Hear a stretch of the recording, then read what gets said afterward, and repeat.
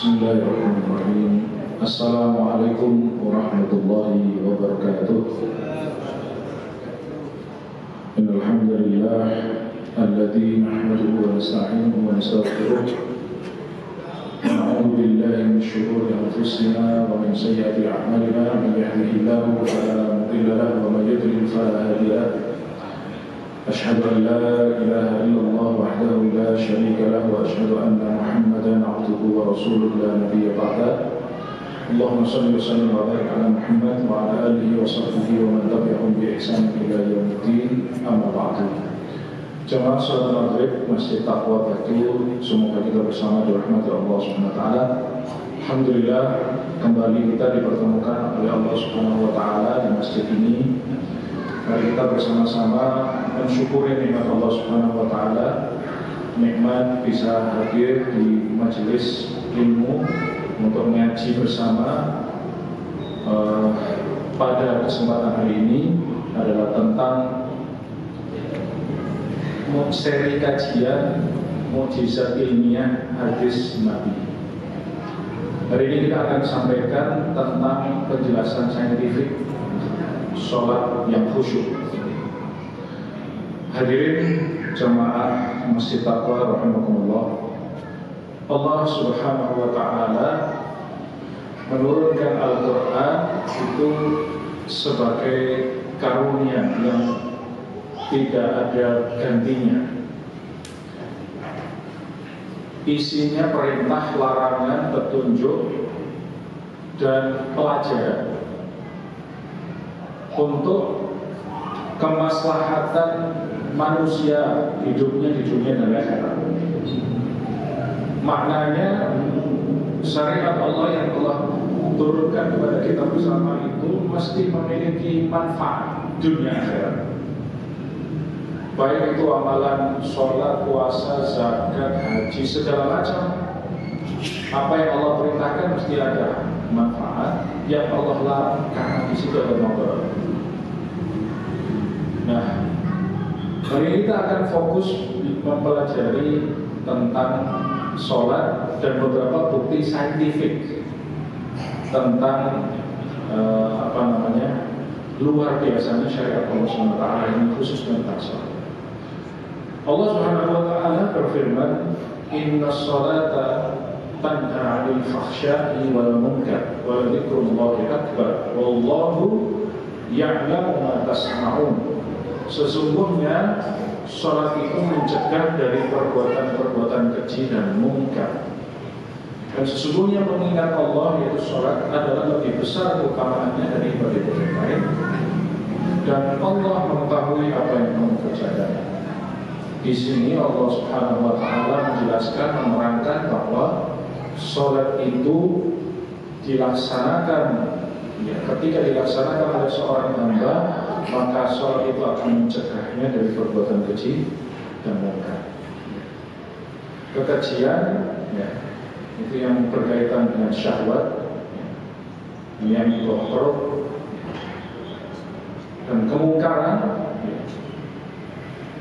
itu yang menyangkut kemaksiatan-kemaksiatan yang asalnya adalah dari pemikiran yang liar. Rasulullah SAW juga menyampaikan tentang sholat ini. Beliau menyampaikan, wa ju'ilat qurrata aini fis sholat, dan dijadikan puncak kebahagiaan ada di dalam sholat. Qurrata aini itu permata hati, artinya yang menjadi hiasan yang paling utama. Kalau kita punya cincin, permata itu kan yang paling membuat cincin itu jadi lebih indah. Seperti itulah qurrata aini, permata hati. Dan Rasulullah itu menjadikan sholat sebagai permata hati. Betapa tinggi kedudukan sholat di sisi beliau dan di sisi kita para umat Islam. Dan dalam hadis yang lain, Rasulullah itu bila ada masalah yang dilalui adalah, yang dilakukan adalah sholat. untuk mencari jawaban, untuk mencari solusi dan lain sebagainya. Dia sholat. Untuk mendapatkan ketenangan jiwa, beliau sholat. Bahkan Bilal disuruh, wahai Bilal, segera adzan, hibur kami dengan sholat. Jadi sholat itu bagi Rasulullah dan para sahabatnya adalah hiburan, bukan beban. Salah satu cara agar kita itu mendapatkan karunia Allah Subhanahu wa Ta'ala yang luar biasa adalah menganggap bahwa kewajiban itu adalah sesuatu yang indah, nikmat, bahkan hiburan.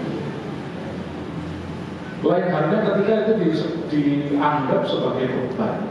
Kalau dianggap sebagai beban, isinya menambah dan tidak mendapatkan pahala sebagaimana ketika dia betul-betul rindu dalam pelaksanaan.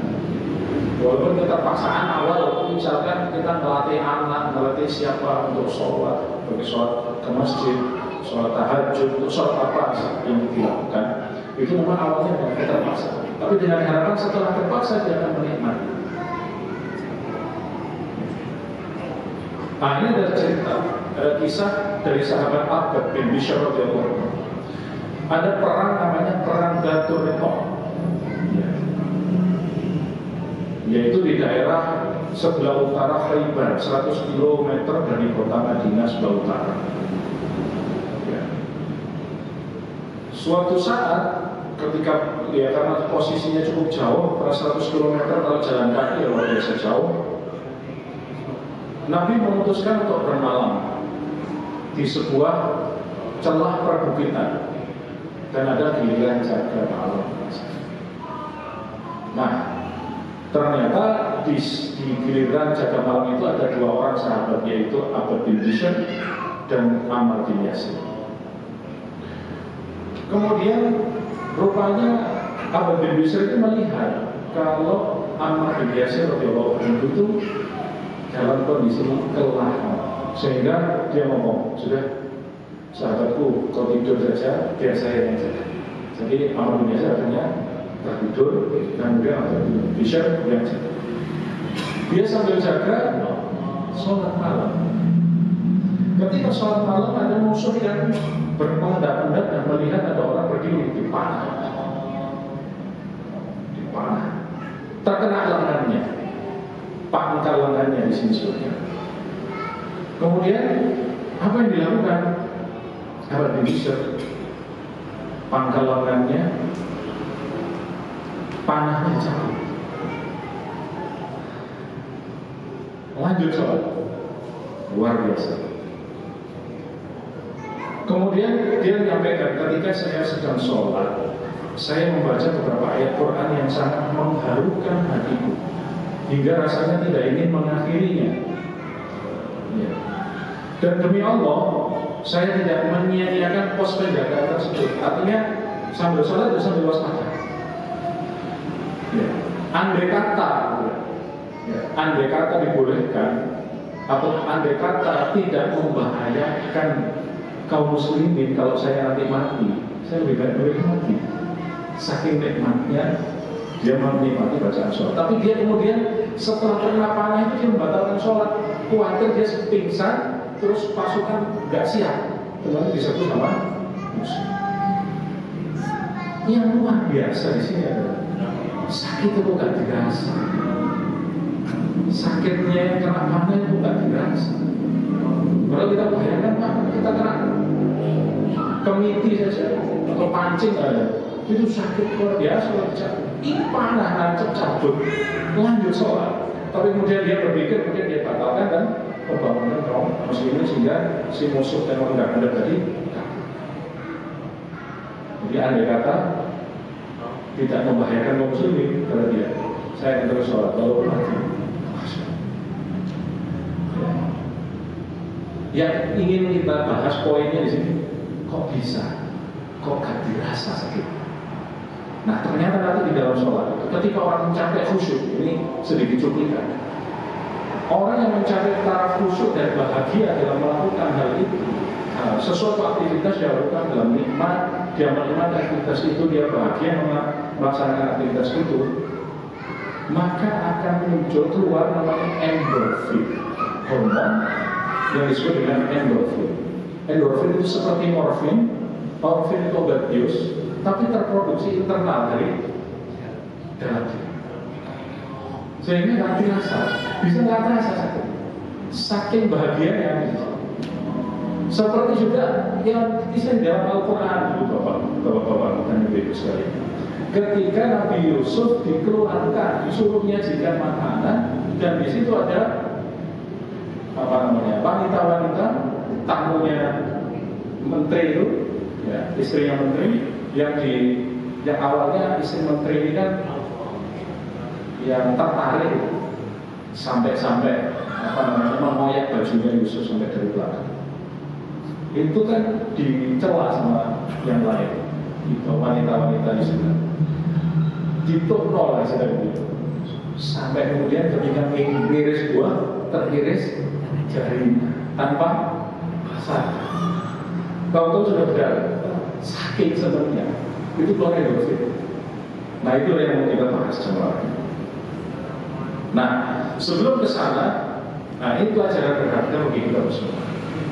Allah Subhanahu wa Ta'ala menurunkan syariat ini sempat kita singgung di awal, menurunkan Al-Quran itu isinya banyak sekali khasiat. Silakan dilihat ibu bapak di surat Yunus ayat 57. Allah SWT berfirman, ya ayuhan nas, wahai manusia, qad ja'akum, sungguh telah datang pada kalian mau'izatun min rabbikum, pelajaran dari Tuhan kalian, wa syifaa'un lima fis sudur, dan obat penyembuh bagi penyakit-penyakit yang berada di dalam dada.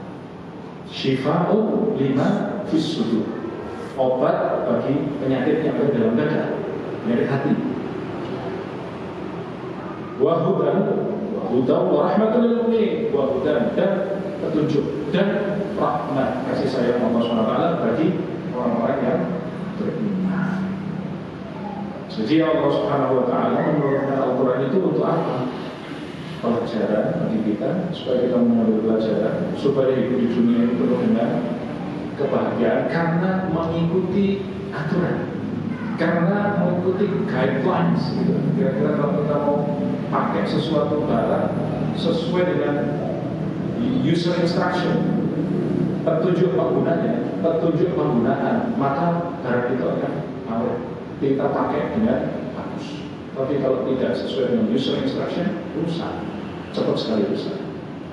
Jadi pelajaran untuk kita dalam mengarungi kehidupan dunia dalam petunjuk Allah SWT, serta penyembuh dari penyakit-penyakit yang ada di dalam dada, itu Al-Quran, serta petunjuk dan rahmat dari orang beriman. Sehingga dilanjutkan ayat 58-nya, Allah berfirman, kul, katakan, bifadlillah, dengan karunia Allah tadi, yaitu Al-Quran.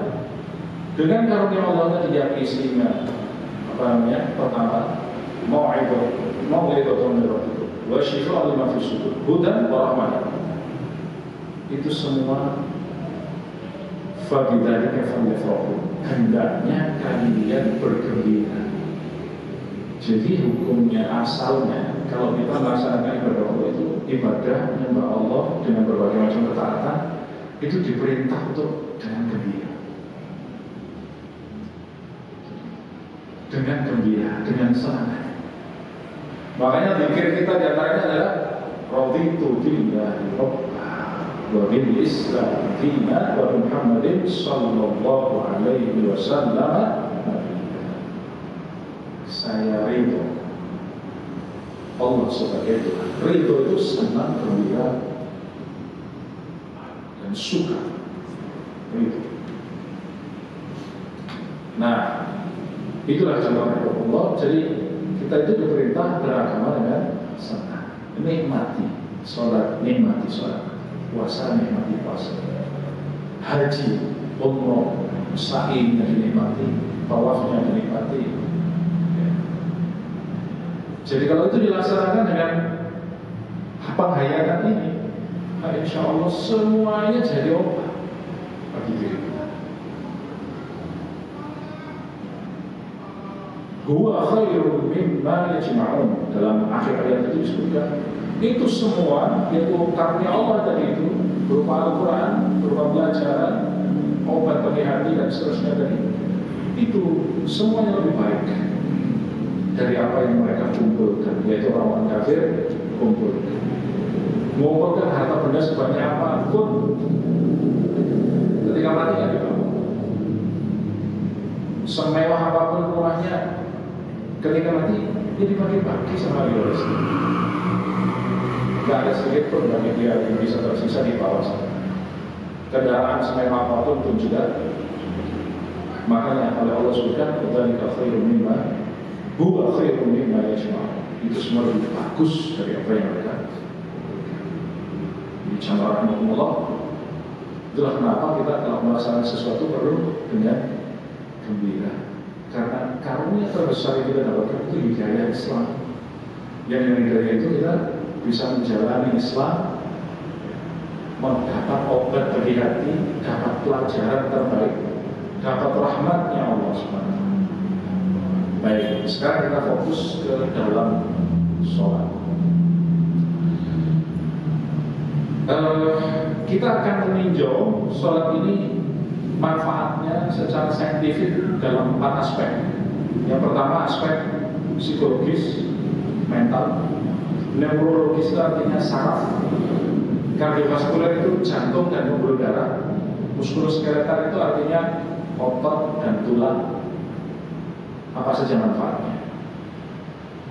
Nah, ini ada artikel, tahunnya masih baru 2021. Ya.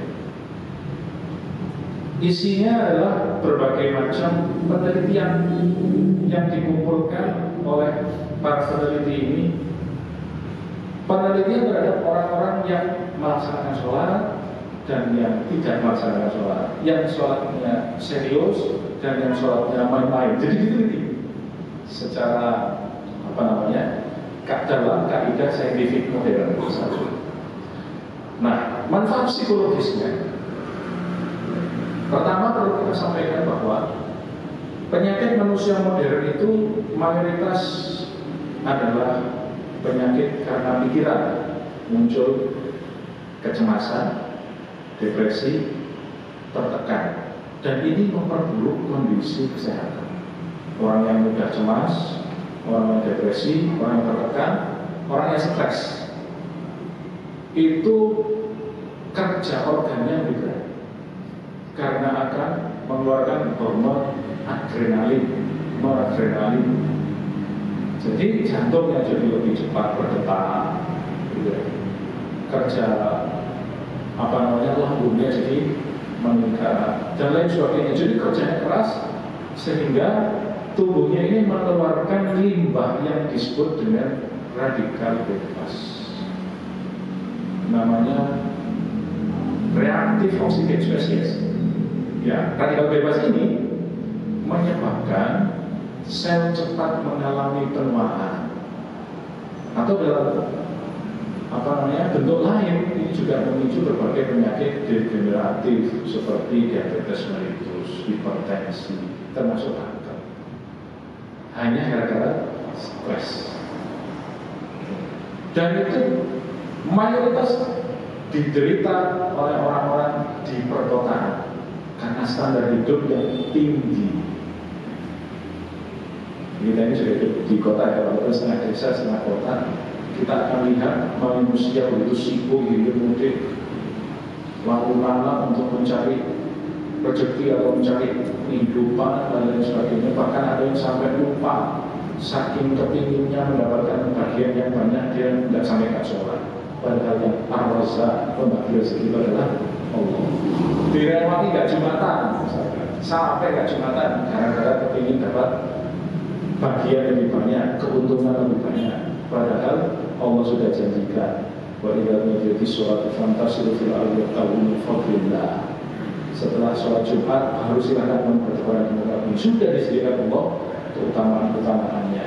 Jadi itu yang menyebabkan manusia tambah sakit. Ini di Inggris, 62 laki-laki dewasa usia 18 sampai 85 tahun menyampaikan bahwa sholat mengurangi depresi dan stres. Di Inggris itu perkembangan dunia Islam dan perkembangan umat Islamnya luar biasa. Sehingga disurvei di sana, mereka itu yang secara ekonomi mapan, tapi secara rohani mereka itu hampa, kering. Sudah banyak uang dan sebagainya, tapi hidupnya gitu-gitu aja, kering rohani. Maka mereka menemukan indahnya Islam, ketenangan batin ketika sholat. Maka mereka berbondong-bondong mulai Islam. Dan 75% partisipan menyampaikan bahwa setelah mereka berislam, Islam adalah faktor penting dalam hidupnya. Dengan ibadah-ibadah yang reguler secara teratur dilaksanakan, wah, dengan Islam saya menemukan kebahagiaan hakiki. Jamaah rahimahullah. Nah, ini langsung saya terjemah saja. Manfaat psikologis. Sholat itu dapat meningkatkan aktivitas saraf parasimpatik dan menurunkan aktivitas saraf simpatik. Artinya saraf non sadarnya dinaikkan, saraf sadarnya diturunkan. Begini, Pak. Nah, ini gambarnya. Nah, meningkatkan yang sini dan menurunkan yang sini ketika sholat. Sehingga ini di jantung, detak jantung jadi lebih menurun. Kalau detak jantung menurun, itu artinya orang dalam kondisi tenang, rileks. Nah, rileksnya jantung ini menyebabkan berbagai macam organ juga mengalami relaksasi. Kita itu Pak, sehari-hari makan, aktivitas segala macam. Kalau terus begitu tanpa melakukan relaksasi organ-organ kita, maka yang terjadi adalah organnya cepat haus, rusak, kena degeneratif, penyakit degeneratif. Walhamdulillah kita diberi syariat namanya sholat sehari 5 kali. Itu untuk apa? Ngerem supaya kerja kita itu tidak tinggi terus turun, sebelah naik, turun. Yang jadi sholat adalah ketika sholat itu buru-buru, akhirnya nggak dapat bagian ketenangan. Nah, jamaah rahimahullah. Jadi yang pertama itu slower heartbeat, jadi menurunkan detak jantung. Ya. Stimulate activity of stomach, jadi menstimulasi aktivitas lambung. Jadi lambung itu jadi kerjanya jadi lebih lancar. Kemudian usus juga demikian. Kita lanjutkan. Langsung saya terjemah saja. Selanjutnya adalah manfaat psikologis selanjutnya adalah sholat itu menurunkan kecemasan dan meningkatkan ketenangan. Tandanya apa? Ketika orang sholat, dan sholatnya ini beneran maksudnya, tidak sholat-sholatan atau sholat yang tidak khusyuk, tidak serius, asal mengukurkan kewajiban, tidak begitu. Terus sholatnya beneran, dihayati sholatnya. Gelombang alfa dalam otaknya meningkat, dan gelombang alfa dalam otak itu tanda kalau semakin banyak gelombang alfa, tanda dia semakin tenang. Jadi seperti orang yang memejamkan mata, kemudian menghirup napas dalam-dalam, itu adalah cara untuk meningkatkan gelombang alfa. Dan kalau itu terjadi, yang muncul adalah ketenangan. Jadi tubuhnya akan relax. Rasulullah Sallallahu Alaihi Wasallam jauh 14 abadnya lalu wajib ilat qurrata aini fi sholat, jadikan permata hatiku dalam sholat. Dan Rasulullah menyampaikan, istirahatkanlah kami wahai Bilal dengan sholat. Itu adalah sarana mekanisme umat Islam untuk mengistirahatkan aktivitas dunianya untuk sambung dengan Allah dan itu memperbaiki kondisi psikologisnya. Tidak hanya itu, jamaah manfaat secara psikologis. Sholat yang serius meningkatkan kecerdasan. Ini hasil penelitian. Ini saya bacakan. The gamma power during actual sholat was statistically higher than during the mimic sholat in the frontal and parietal region in all stages. Increased gamma power during the actual sholat probably related to an increase in the cognitive processing in keeping with the concept of sholat as a focused attention meditation. Jadi ketika orang sholat juga muncul gelombang gamma. Gelombang gamma ini yang menjadikan otak itu lebih cepat menghantarkan saraf. Makanya kalau ada istilah rumah teknik telat mikir, itu kan karena mikir saya ini jawabannya roto delay. Ya. Itu insya Allah terlalu nanti kalau sholat yang bermau dia akan lebih cerdas.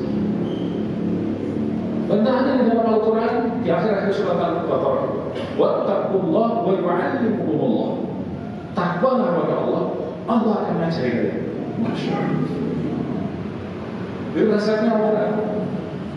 Karena diteliti secara statistik, kan terbukti orang yang sholatnya khusyuk, nggak mimik ini maksudnya ini, mimik sholat itu sholatnya pura-pura. Kalau orang yang sholat pura-pura ya sekarang ditelok itu ada calon mantu, ditelok calon monoton sholat ini nggak manfaat. Dunia akhirat kan maksudnya, dunia yang nggak dapat lagi akhirat kan nggak ikhlas kan. Tapi kalau fokus dia ibadah sholatnya itu betul-betul menghayati apa yang dia baca, menikmati gerakan-gerakannya, tambah cerdas. Nanti kita akan lihat juga di penelitian orang usia di atas 85 tahun. Nanti ada di project slide.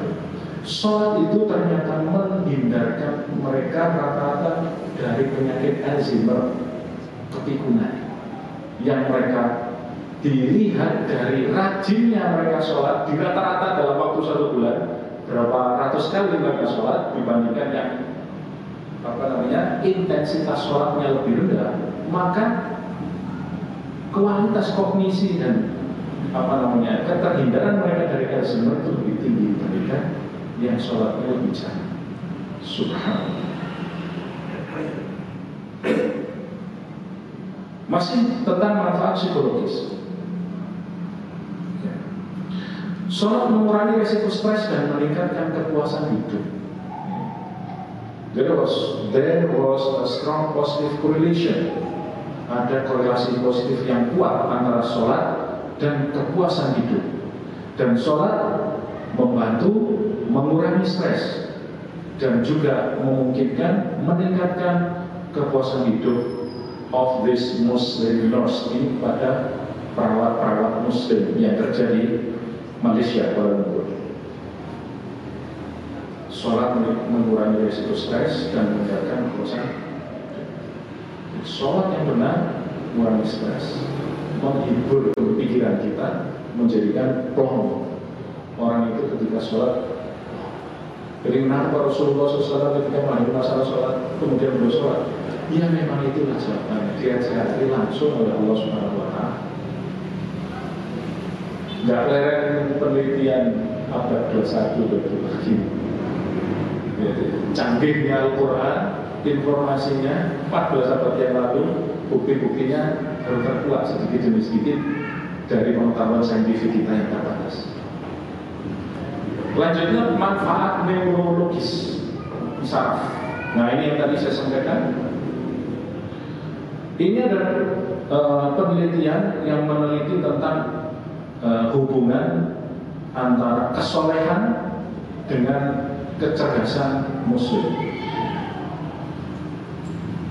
Dilakukan survei pada 935 penduduk Arab di Palestina, laki-laki dan perempuan dengan usia di atas 65 tahun. Maaf tadi ini di atas 65 tahun. Diperiksa hubungan antara jumlah sholat, jumlah jam sholat, lama waktu sholat jam lama waktu sholat per bulan, ya, during midlife dari hidup paruh baya mereka di atas umur 50 tahun, mereka dihitung, and cognitive function dan kecerdasan. Hasilnya 87% orang yang disurvei tadi kognitifnya normal, tidak sakit-sakitan. Ya. Kognitifnya normal karena sholatnya tertib. Kognitifnya mulai terganggu ketika sholatnya mulai lebih jarang, dan banyak yang mengalami Alzheimer ketika sholatnya juga tereduksi. Jadi ada korelasi, semakin rajin sholat, semakin nambah rakaat sholat, maka orang itu akan sehat secara kognisi, tidak gampang pikun. Alzheimer penyakit pikun. Subhanallah. Jadi mari kita ingat-ingat ayat Allah tadi. Ya, qul bi fadlillah wa bi rahmatihi fa bidzalika falyafrahu. Katakanlah dengan karunia Allah dan rahmatihi, kasih sayang. Jadi Allah nyuruh kita sholat itu karena sayang sama kita. Allah suruh puasa karena Allah sayang sama kita. Buktinya apa? Kalau kita sholat ini buktinya. Baru hari-hari ini kita bisa kaji seperti ini. Baik, selanjutnya manfaat neurologis jamaah Allah. Sholat itu meningkatkan fungsi keseimbangan otot dan tulang kita. Jadi kita itu kan seimbang karena kita punya semacam alat yang ada di otak. Kita ini melihat sesuatu ya, ketika miring tetap lurus, ketika miring kanan tetap lurus, sehingga kita bisa kalibrasi itu. Kondisi kita ini miring ke kanan, kondisi kita itu miring ke kiri. Nah kalau alat kalibrasi itu rusak di otak kita, maka kita ini limbuk dan jalannya seperti orang yang berkunang-kunang, muter-muter. Nah, sholat itu meningkatkan fungsi keseimbangan kita.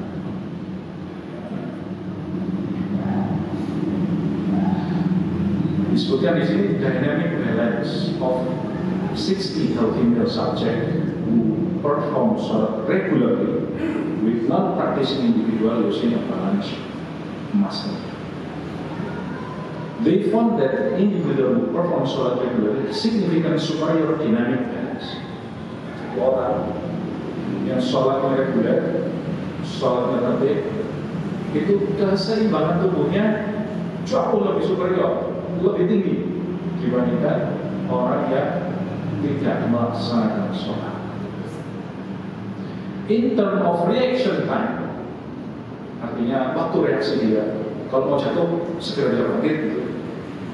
Seperti atlet gitu ya, mau jatuh, nanti reaksi langsung mau jatuh segera bangun. Itu lebih cepat dibandingkan yang sholat. Movement velocity, kecepatan gerakan, dan seterusnya. Selanjutnya kardiovaskular. Manfaat yang ada pada jantung dan pembuluh darah. Sholat itu apa manfaat untuk itu? Ya.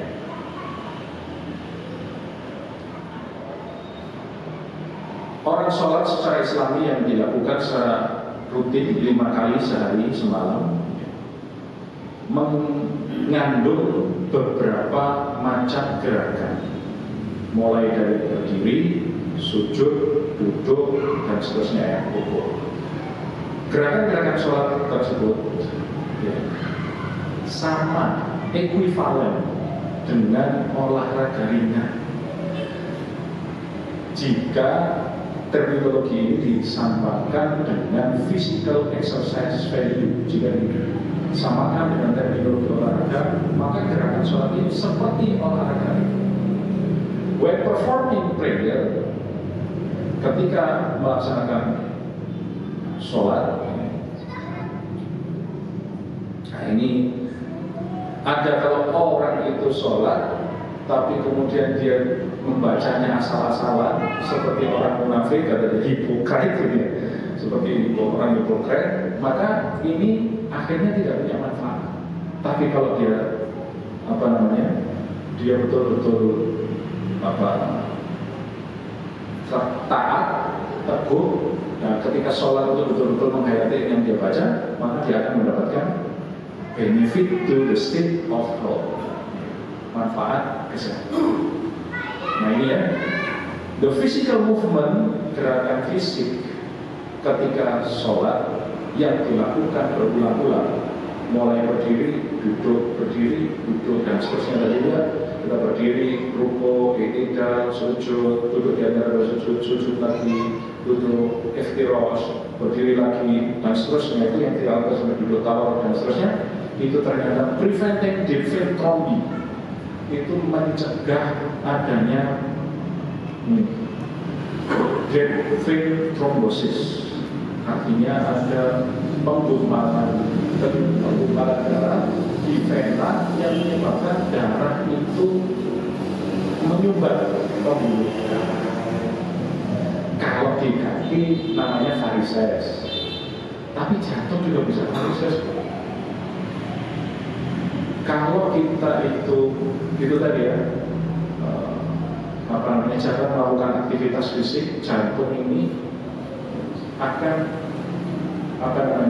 lama-lama kalau makanan yang berminyak datang, minyaknya itu akan menebal seperti saluran cuci piring kita yang lama kita masak bakso, gulai, sate. Nah itu pipanya lama-lama ada tebal-tebal. Nah ini pembuluhnya sangat rambut.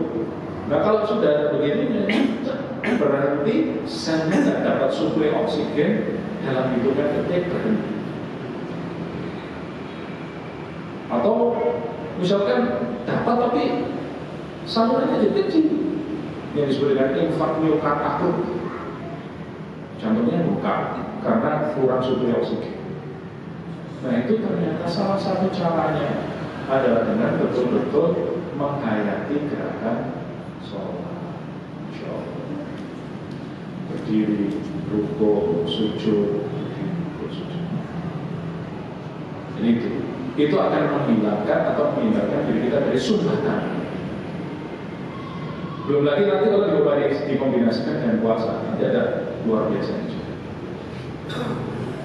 Selanjutnya, manfaat kardiovaskularnya adalah sholat yang benar menurunkan resiko kardiovaskular. Jadi ini secara singkat saja, ada perbedaan signifikan antara HR, heart rate, detak jantung. Orang yang sholat dengan benar dan sholatnya sholat-sholatan, miming, sholat itu artinya sholatnya salah-salah. Masya Allah, sampai dia bisa teliti segitu. Ini bagaimana cara ceritanya diteliti? Ada orang nggak muslim disuruh pura-pura sholat. Sudah kamu ikut aja gerakannya kayak gini. Satu orang muslim, dia paham dengan bacaan sholat, suruh sholat, terus dibandingkan. Ternyata heart rate-nya beda. Heart rate, detak jantung, orang yang sholatnya sambil dihayati betul, subject performing yang melakukan betul, heart rate-nya lebih rendah dibandingkan yang mimicking, yang niru-niru saja. Niru-niru saja dalam ketika dia melaksanakan sholat. Jadi sholat yang benar, sholat yang dilakukan dengan khusyuk, konsentrasi, menghayati bacaannya, kemudian dia gerakannya juga betul, maka itu akan menurunkan resiko kardiovaskular. Nah, selanjutnya manfaat pada otot dan tulang. Manfaat pada otot dan tulang. Pada saat sholat ya, terjadi kontraksi. Kontraksi itu apa namanya? Ototnya narik. Kontraksi otot secara halus. Kontraksi relaksasi. Ya, narik, molor, mengkerut, molor. Begitu otot kita. Misalkan ini kan, ini molor, mengkerut, molor, dan seterusnya. Dan itu terjadi dengan harmonis. Hasilnya adalah flexibility. of the muscle without overexhaustion. Terjadi proses pelenturan. Jadi otot-otot kita, tubuh kita jadi lentur tanpa adanya overexhaustion, itu kelelahan yang berlebih. Karena kalau kita olahraga terus lelah berlebih, bahaya juga. Muncul namanya tadi reactive oxygen species, malah jadi penyakit. Tapi kalau olahraga itu dilakukan dengan santai, pelan-pelan, dimana jadi baik. Ini di dalam sholat pun ada aktivitas ini.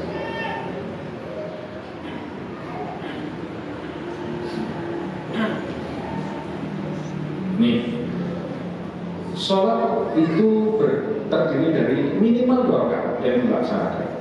Dan setiap rakaat itu ada sekitar 7 postur atau 7 gerakan.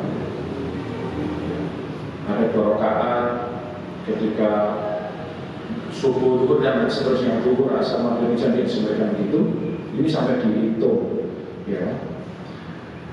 Kalau sholat itu menjadi sebuah kewajiban orang yang sudah balik, ya, dan dia hidup rata-rata 60 tahun, seorang muslim akan melakukan 1.927.800 gerakan di dalam sholat dalam seluruh hidupnya. Ini hanya untuk sholat wajib saja. Ketika dihitung itu ada 1.927.800 gerakan dalam seluruh hidupnya. Dan itu kan kalau kita belajar olahraga, kita biasa ngitung 1, 2 sampai 8, gerakan 1, 2 sampai 8. Nah, sholat itu tanpa kita hitung itu sudah dapat sekian. Dan ini nanti gimana niatnya? Nanti di akhir kita bahas. Bagaimana kalau sholat niatnya olahraga? Nanti kita bahas di akhir. Kalau dapat pahala sholat. Ini masih kita lanjutkan. Manfaat muskuloskeletal.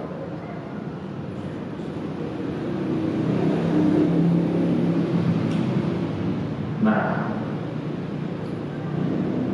ini ada penelitian tentang sholat dan terjadinya osteoartritis. Kita pelanggaran itu apa osteoartritis?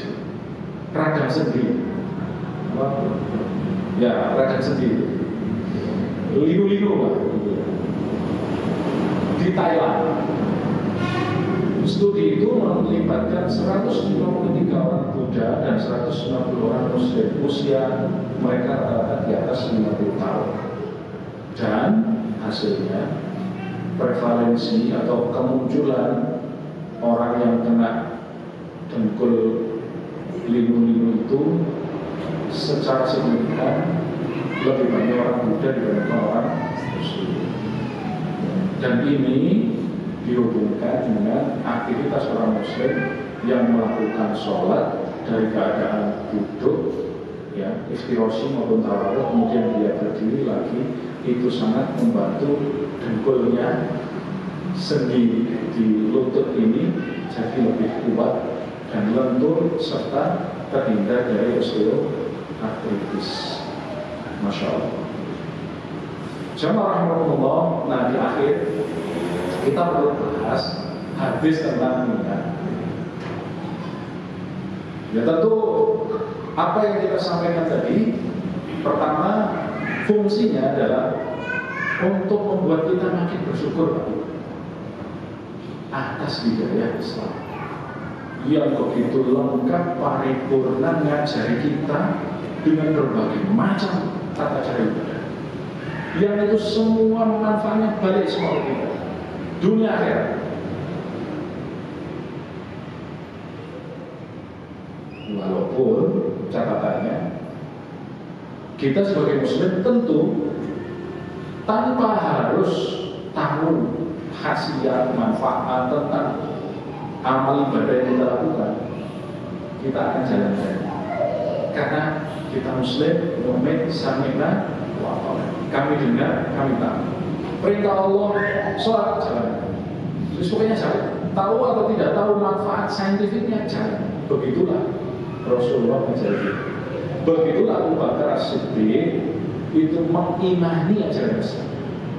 Mengapa beliau disebut As-Siddiq? Karena beliau membenarkan yang dibawa oleh Rasulullah seluruhnya. Itu yang pertama. Jadi mensyukuri itu, bersyukur atas nikmat Allah SWT. Dengan tambahan pengetahuan kita, referensi tadi, menambah kesyukuran kita, hendaknya menambah kesyukuran kita kepada Allah atas hidayah Islam. Yang kedua, manfaatnya untuk membuka pintu hidayah. Orang-orang yang belum kenal Islam, ternyata Islam itu ajarannya luar biasa. Sampai sedetail-detailnya diajarkan kepada kita. Untuk apa? Untuk kemaslahatan hamba Allah dunia akhirat. Mau bahagia, ikut Islam. Makanya orang-orang yang rasionya berupaya di barat sana itu mau mikir objektif, rasionalitasnya itu banyak yang kemudian jadi Islam karena dapat hidayah melalui penelitian yang dilakukan. Nah, kemudian yang ketiga, tentu apa yang kita pelajari ini juga ada manfaatnya. Artinya begini, kenapa kita kadang-kadang perlu untuk tahu sih apa manfaatnya, mengapa Allah memerintah tidak itu, kadang-kadang kita bolehkan untuk cari tahu. Sebagaimana Nabi Ibrahim ketika bertanya kepada Allah, afalam tuhyil mauta, apakah engkau menghidupkan yang mati pada Allah? Kemudian Allah bertanya, afalam tuhyil, apa engkau enggak percaya? Percaya oleh Allah, walakin dia telah inakol. Itu kata Nabi Ibrahim di dalam Al-Quran. Percaya oleh Allah, hanya saja saya ingin supaya lebih lihat makin atau supaya hati saya lebih tenang, supaya lebih mantap lah. Ya itu diantara sedikit manfaat atau fungsi kita mengkaji hal-hal saintifik seperti itu. Kemudian Allah suruh Ibrahim mencari empat ekor burung, dia campur organ-organnya, pisah dipindah di 4 gunung, sumpah datang semua. Ini buktian dari Allah SWT. Nah kita ya setidaknya diantaranya belajar seperti ini untuk lihat makin supaya kita lebih mantap lagi dalam berislam. Nah, asal niatnya ditata, kata innamal a'malu binniyat, wa innamal likulli imri'in ma nawa. Sesungguhnya segala sesuatu itu tergantung niatnya, dan segala sesuatu akan dibalas sesuai yang diniatkan.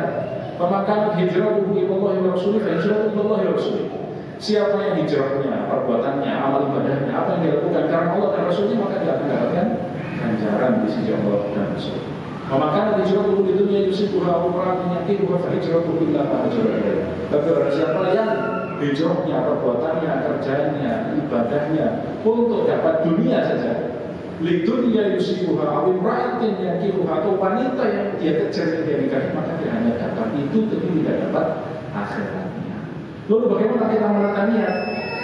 Kita tata niat kita ketika ibadah, sholat, puasa, apapun itu semuanya lillah kita.